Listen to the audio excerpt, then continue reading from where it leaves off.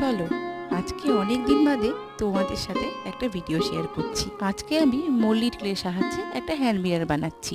জানো, আমার যখনই কোনো কম্প্যাক্ট পাউডার শেষ হয়ে যায় আমি তার মধ্যে থাকা মিররগুলোকে যত্ন করে রেখে দিই, যাতে সেইগুলোকে দিয়ে পরবর্তীকালে আমি কোনো ক্রাফট করতে পারি।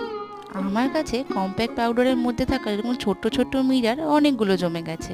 জানো, আমি না ফার্স্টে ভুলবশত বেস কালারটাকে ব্লু করে দিয়েছিলাম। আমি ভাবলাম যে ভালো লাগবে, কিন্তু পরে যখন ফ্লাওয়ার্সগুলোকে করছিলাম তখন দেখলাম কি অনেকটাই মিশে যাচ্ছে, ঠিক ভালো লাগছে না।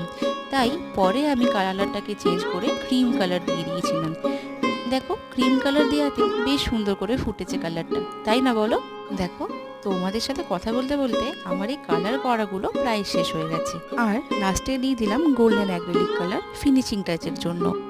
আমার এই ভিডিওটা তোমাদের কেমন লাগলো অবশ্যই কমেন্ট করে জানিও। দেখা হচ্ছে আমার নেক্সট ভিডিওতে।